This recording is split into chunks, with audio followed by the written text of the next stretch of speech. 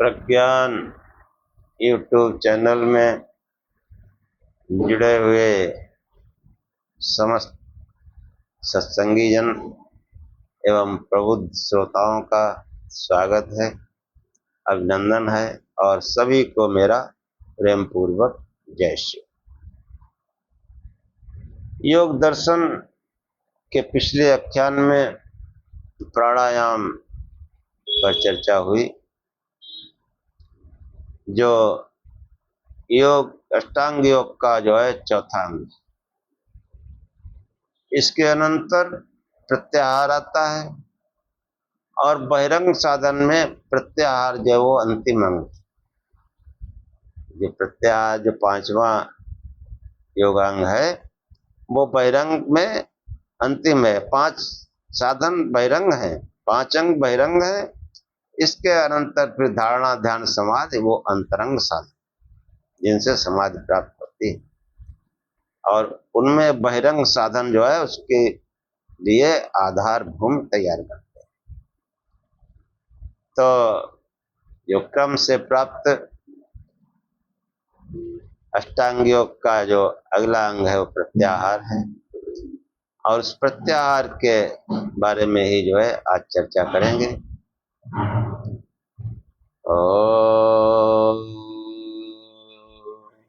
असतो मा सद्गमय तमसो मा ज्योतिर्गमय मृत्योर्मामृतं गमय। हे परम गुरु, हे परमात्मा, हमें असत्य से सत्य की ओर ले चलो, अंधकार से प्रकाश की ओर ले चलो तथा मृत्यु से अमरता की ओर ले चलो। ये जो पिछले आख्यान में आसन जो बताया गया और प्राणायाम, आसन मुख्य जो व्यवहारिक योग सिद्धि के उपाय हैं। तो हम जो व्यवहारिक रूप में योग की सिद्धि पाना चाहते हैं तो सबसे पहले हमको आसन की सिद्धि करनी पड़ेगी। और आसन तो वो जो आसन वही है जो सुखपूर्वक देर तक बैठ सके। अब सुखपूर्वक देर तक आदमी तभी बैठ सकता है रीढ़ सीधी करके और बिल्कुल एकदम सीधा बैठ जाए। हाँ, चाहे सुखासन पर हो, चाहे पद्मासन पर हो, सिद्धासन पर हो, जो उसके शरीर रचना के हिसाब से सूट करता हो, इस पर देर तक सुखपूर्वक बैठ सके वही आसन। और वो आसन जो है कि जो है स्थिर सुखम आसनम। स्थिर मतलब देर तक, और स्थिर मतलब जो हिले डुले नहीं। आसन में जो है हिलना डुलना नहीं चाहिए। और हिलते डुलते हैं तो अभ्यास करो भाई, हिले डुले ना। जब हिलना डुलना बंद होगा तभी कुछ आगे बढ़ेगा। तो ये आसन सिद्ध कैसे हो? तो वास्तविकता ये है कि हम आसन पर बैठकर सीधे एक धारणा बनाए और ध्यान शुरू कर दें। धारणा ये बनाए कि वो प्रकाश स्वरूप है, और ये धारणा जो है ये आज्ञा चक्र में बनाए, बुद्धि क्षेत्र में। बुद्धि क्षेत्र यही, बुद्धि क्षेत्र यही समझ लो जो है आज्ञा चक्र, और यही जो है यही सब कुछ है। ये आज्ञा चक्र यही हम है, यही आत्मा परमात्मा सब यही है, ऐसे समझो। जो कुछ ज्ञान होगा यहीं पर होगा।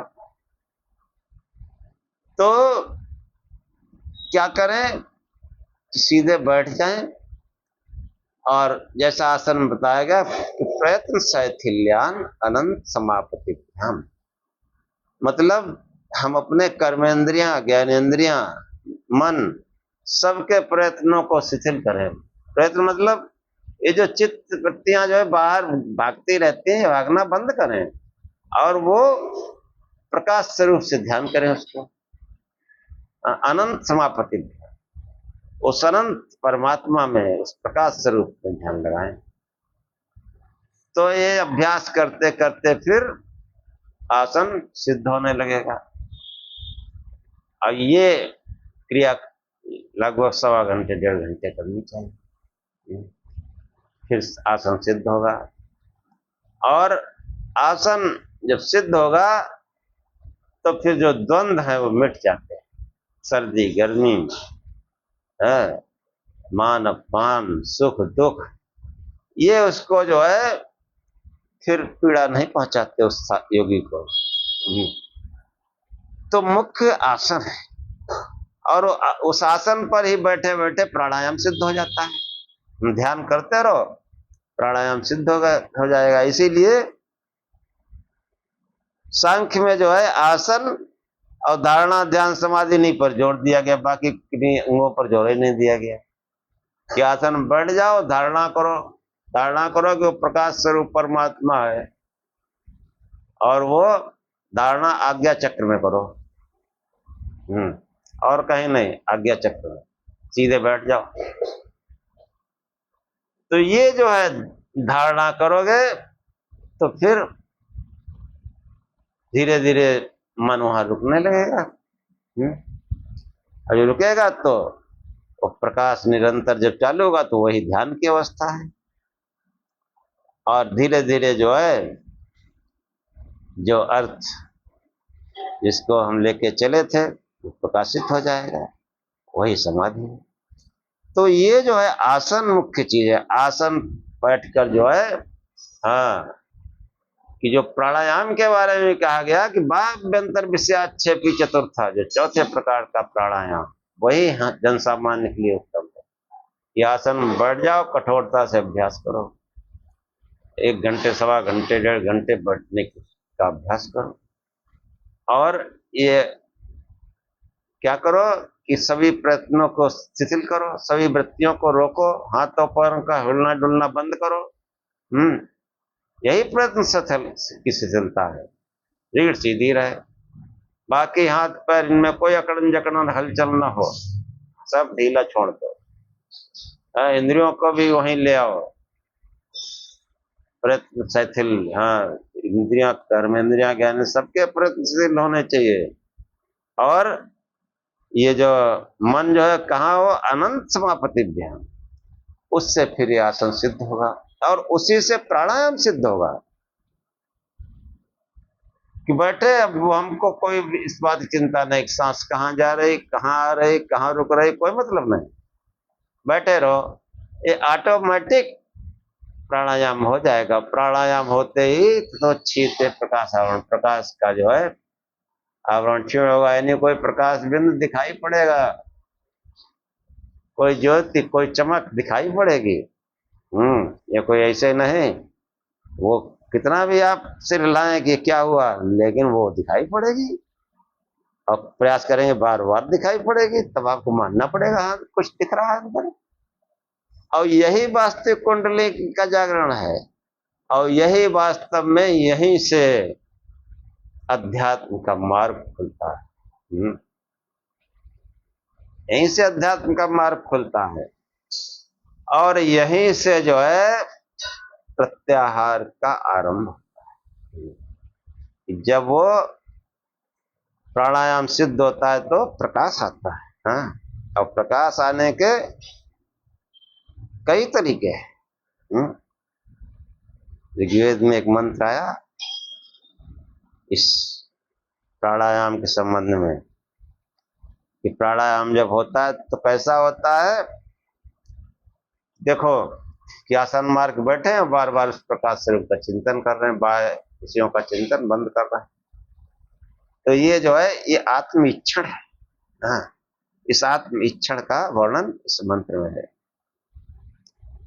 कि यदा कूतात संशुश्रोधदो वा मनसो वा संभृतं चक्षुषो वा तदनुप्रेतं सुकृतां लोकं यत् तत्र ऋषयो जग्मुः प्रथम जा पुराणा। यदा यानी जब, आकूत यानी आत्मिच्छा से, आत्मिक्षण यही है कि आसन मार्ग बैठ जाओ, प्रयत्नों को शिथिल करो और उस अनंत परमात्मा में जो है अपने चित्त को लगाओ, उस प्रकाश स्वरूप में अपने चित्त को लगाओ। ऐसा समझ लो प्रकाश स्वरूप कि वो जो है बहुत कोई विशाल अखंड प्रकाश पुंज है। हम अपने लौकिक प्रकाशों की कल्पना कर सकते हैं, सूरज चांद सितारे बल्ब दीपक, हाँ दीपक की तो प्रथा है, इसका जो है चिंतन यहाँ करें तो इससे आसन भी सिद्ध होगा, ये द्वंद हिलना डुलना सब बंद हो जाएगा, और प्राणायाम भी सिद्ध होगा। और प्राणायाम जो सिद्ध होता है उस आत्मीक्षण से, हाँ प्रयत्न शैथिल्यान अनंत समापतिभ्याम, ये आत्मीक्षण है। तो क्या होगा, यदा कोता संसृशोधदो वा मनसो वा संभृतम चक्षुषो वा, कि जो है आत्मीक्षण से, और दूसरा साधन क्या है कि किसी बलवान आत्मा से, किसी योगी के द्वारा, किसी महान योगी के द्वारा, किसी महात्मा के द्वारा, हाँ उसकी दया हो जाए। कैसे दया होती, किराकूता संशुश्रोधदो, संशुश्रोधदो मतलब ये जो प्रकाश बिंदु कोई संसुप्त हुआ है, चुआ है, स्रवित हुआ है, उत्पन्न हुआ है, प्रकट हुआ है, कुछ भी शब्द कह लो, वो होता है अंदर। वो जो सबसे अच्छी बात है वो आत्मीच्छा, ये आसन मार्ग बैठ जाओ, प्रयत्नों को शिथिल करो और उस अनंत प्रकाश स्वरूप परमात्मा में ध्यान लगाओ, ये सर्वोच्च साधन है। दूसरा साधन क्या है कि कोई महान योगी, कोई महान आत्मा वो आप पर प्रसन्न हो जाए, आप पर दया कर दे, आपको हृदय से, हाँ संशुशोधदो मतलब हृदय से, चक्षु से या मन से, वो आपके अंदर वो प्रकाश बिंदु, शक्ति बिंदु स्रवित कर सकता है। यदा कोता संशुशोधदो वा मनसो वा संभृतम चक्षुषो वा, हाँ संभृतम उसको भली प्रकार से धारण कर लेना चाहिए जो प्रकाश बिंदु स्रवित हुआ है, चाहे वो आत्मीक्षण से हुआ हो या किसी बलवान आत्मा, महान आत्मा, महान योगी की दया से हुआ, उसकी आंख से, उसके हृदय से, हृदय से चाल ले, आंख में आंख डाल के ऐसे देख ले, या मन से जो है वो शक्ति का प्रवाह आपके अंदर कर सकता है। लेकिन जो भी होगा वो एक कोई प्रकाश बिंदु आपके अंदर स्रवित होगा। इसलिए भक्तों और संतों की बहुत बड़ी महिमा है। और उसी महिमा चक्कर में पाखंडी भी अपना धंधा चला रहे। भक्तों की बड़ी महिमा रही है संतों की, वो दूसरे में भी सच प्रवाह कर देते हैं। जो हमको बहुत प्रयत्न से हो पाता है वो उनके दया मात्र से हो जाता है।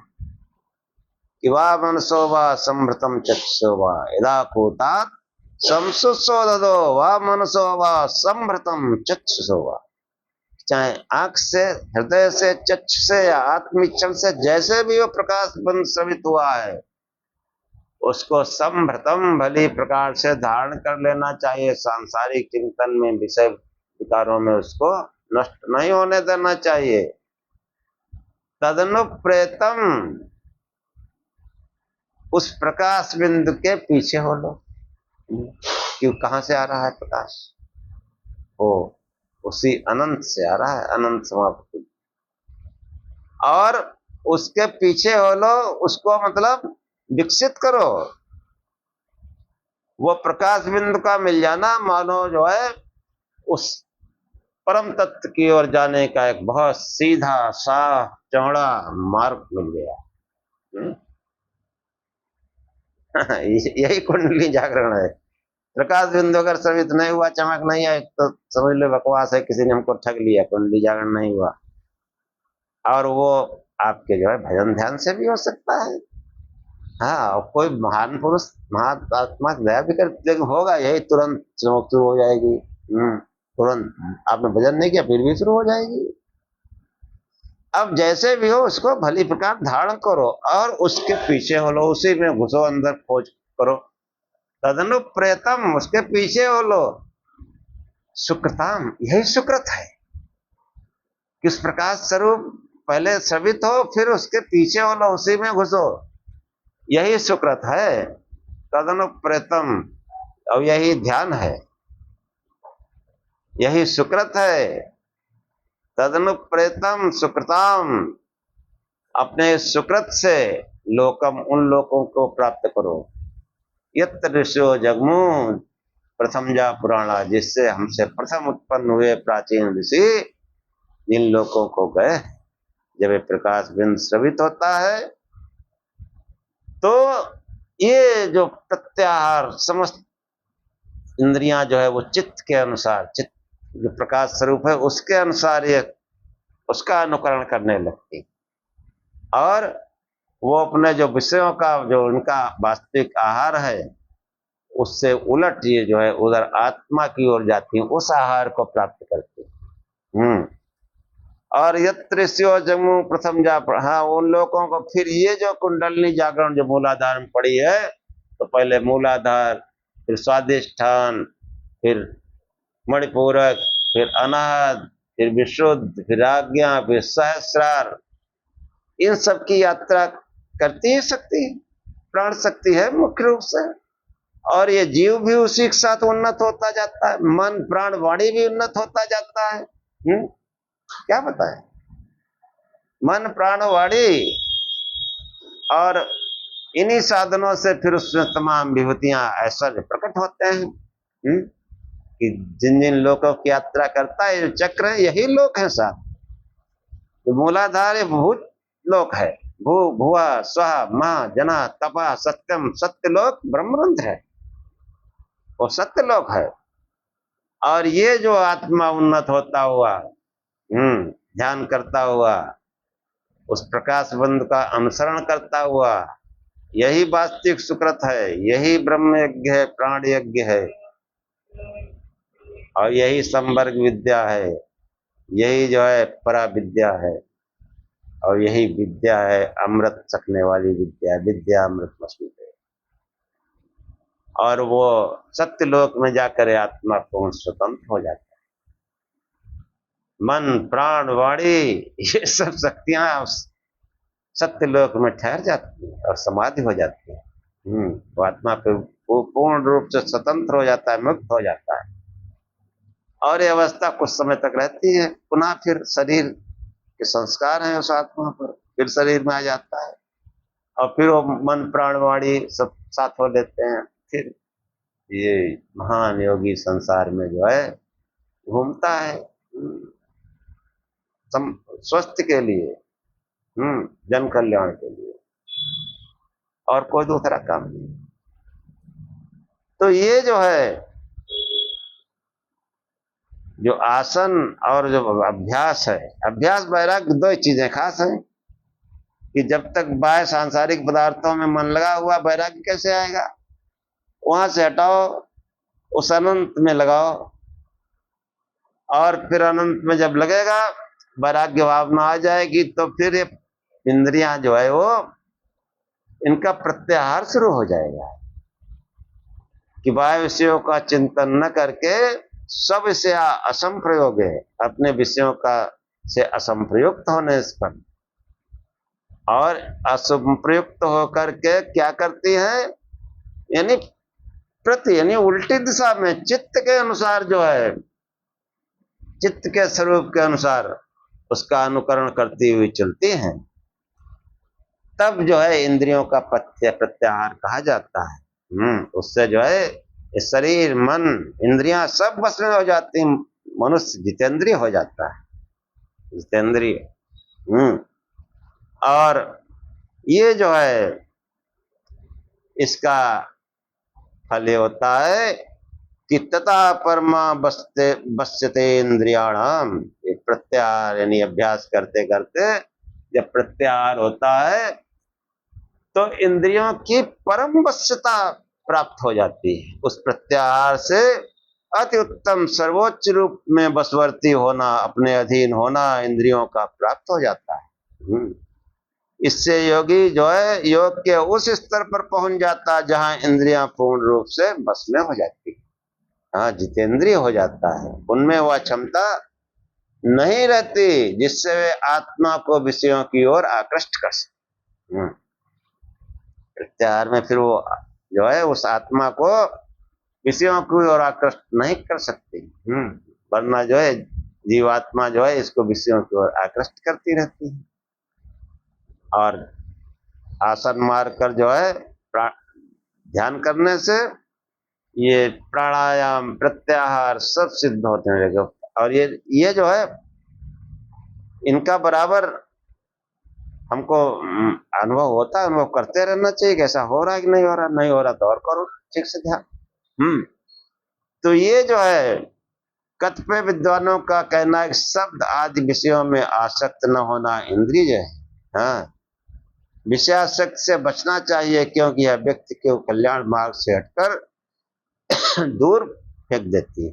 हाँ, वेद आदि निर्दिष्ट चीज से उचित एवं उपयुक्त मात्रा में शब्दादि विषयों का उपभोग इंद्रिय है। यह अन्य आचार्यों का कहना है। कुछ का कहना है कि विषयों का किसी प्रकार दास न बनकर अपने स्वामी बनकर विषयों को भोगना इंद्रिय है। अन्य आचार्य कहते हैं कि राग द्वेष को छोड़कर सुख दुख आदि का अनुभव न करते विषयों का भोगना इंद्रिय है। और इंद्रिय जितेंद्रिय मतलब अब जिस इंद्रिय को मन को जहां लगाएंगे वहां लगेगा।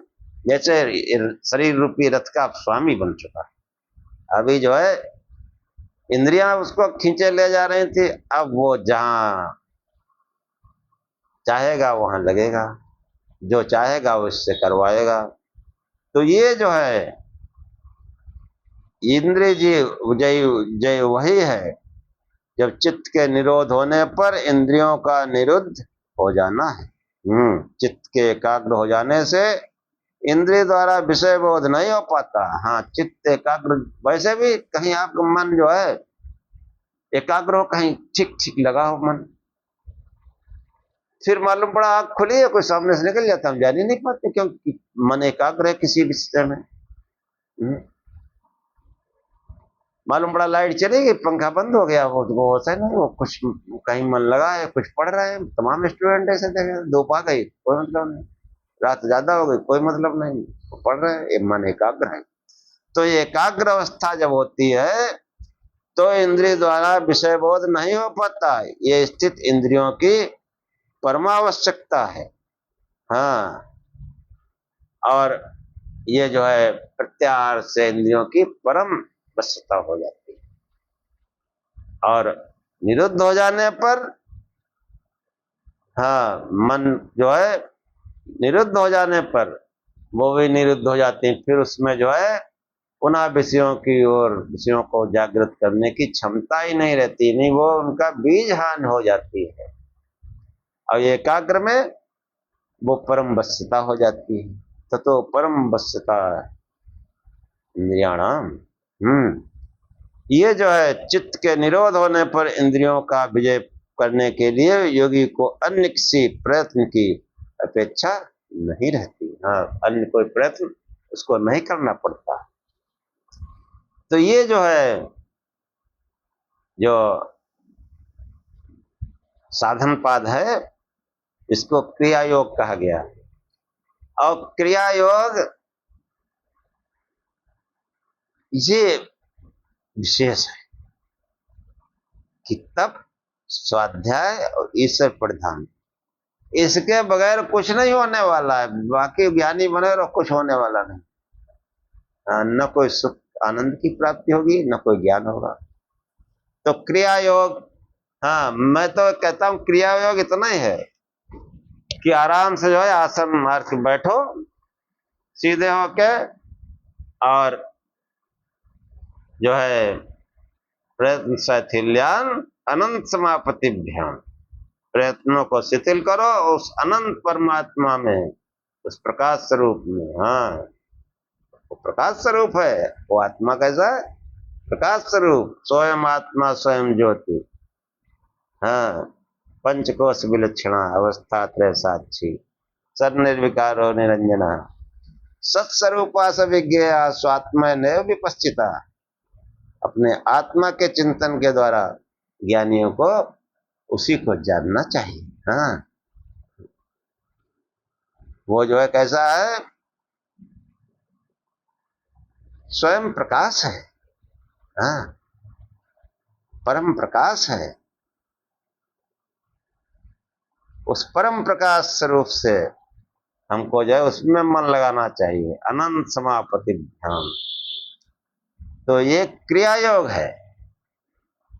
क्रिया करो ये, हाँ जाप करो, शिव नाम का जाप करो और आसन मार के बैठो और खाली दे रहे कि थोड़ी देर बैठ, अरे तब मतलब देर तक बैठो, जब तक शरीर बर्दाश्त करे तब तक बैठो और स्वाध्याय करते रहो कि हमको जो है प्रकाश बिंदु आया कि नहीं आया, आया तो फिर ये कहाँ आगे जा रहा है, किस स्तर पे जा रहा है।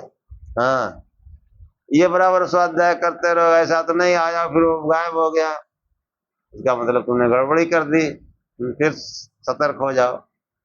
और ये जो क्रिया योग है ना, यही तो योग, वास्तविक योग है।